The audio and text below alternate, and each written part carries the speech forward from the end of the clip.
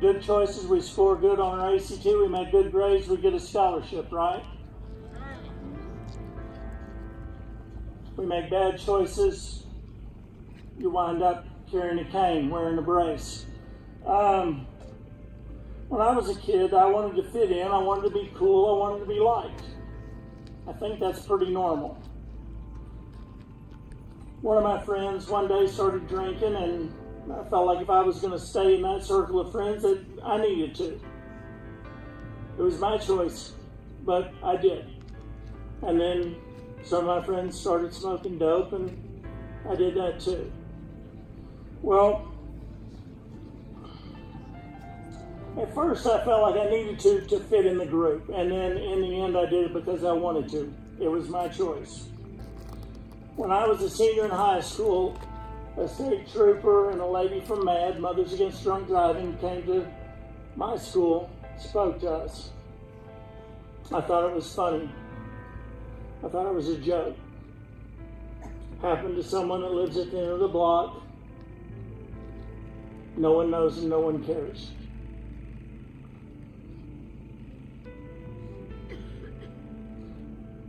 Then in February, I made a choice.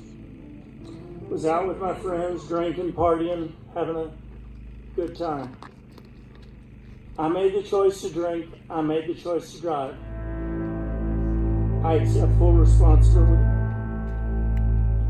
I thought that I was a good professional drunk driver. I'd done it many times. I thought I was a good driver until I wrapped my car around a tree. The cop was on the scene in less than 2 minutes. He had to hold my head because the weight of my head had cut off my windpipe. I was in a coma for 17 minutes because of the impact with that tree. He held my head so that I could breathe. 5 minutes without oxygen to the brain cells begin to die.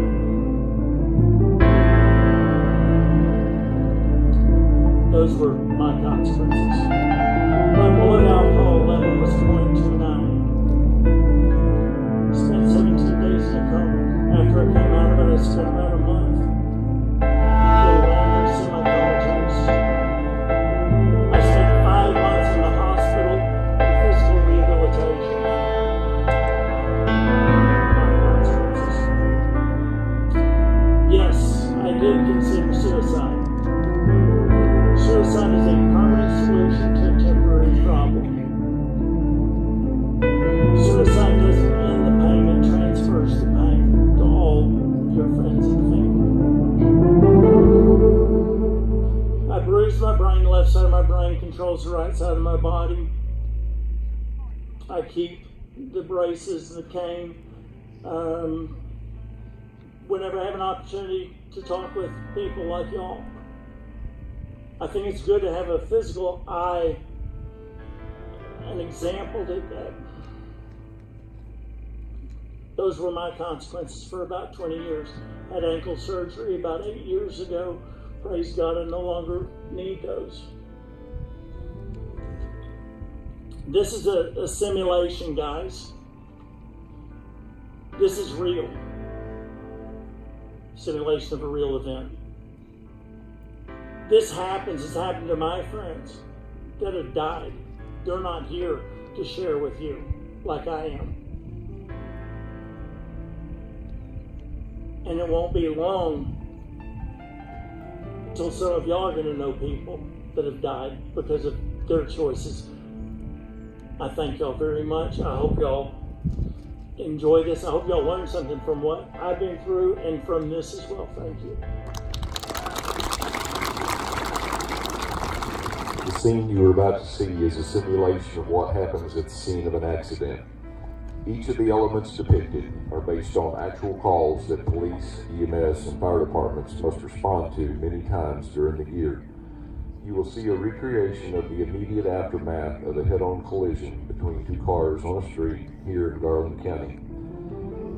As the sparks are pulled back, imagine that you're a bystander at the collision. The accident has just happened, and a passerby has already called the police to report a serious accident. The car on your left was driven by a young man who was driving his date and another couple home after a prom night party. The driver's been drinking, and even though he told his friends told him that he shouldn't drive, he assured everyone that he was just fine, and don't worry about it. He had always been a skilled driver, and his friends thought that just this one time it'd be okay. While driving down the street, the young driver swerved to avoid a pothole, but since his reaction time had been affected, he failed to swerve back into his own lane quick enough and struck an oncoming car head on. The other car contains a family of 4.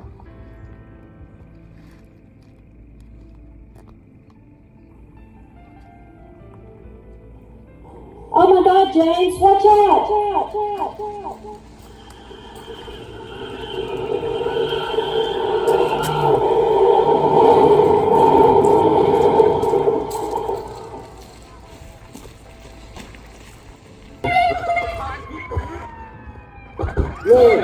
Lily, wake up!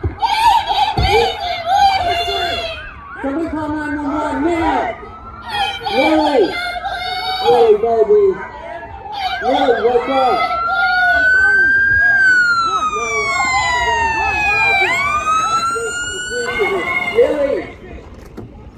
Lily!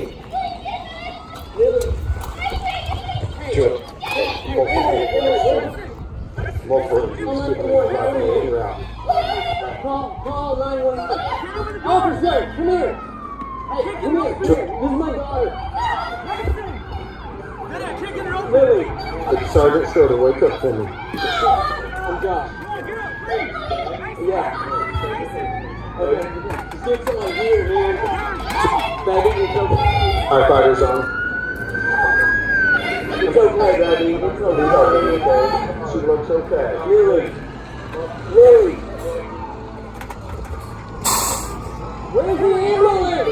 Okay, man, we got help coming. Go, LifeNet, just step it up.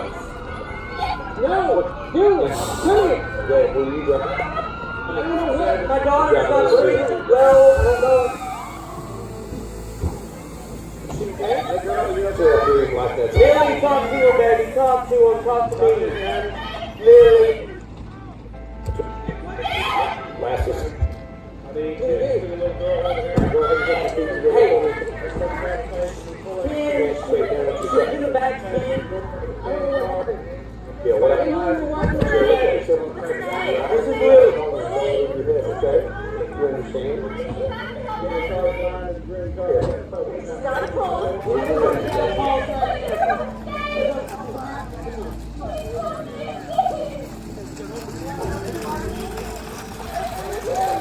Emily, are you okay? You alright? What about the baby?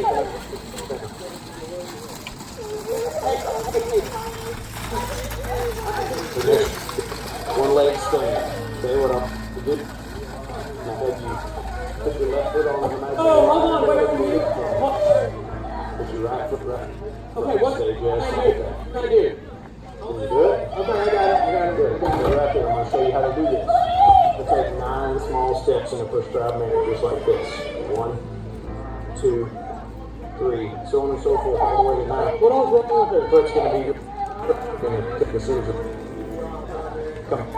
Up 1, 2, 3. Pretty good. Right, so before you get started, It's okay. Daddy's here, baby. look at your feet when you walk. Now, your number of steps. Keep your hands down at your Happen. Alright, you may be. Baby, daddy's here. Grab the next section on the car. Got 2 red faces. Where's the helicopter at? Go for the first.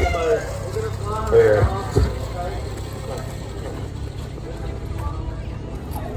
Where's the helicopter? It's okay. Okay. They're working on that. 2 or 3. 6.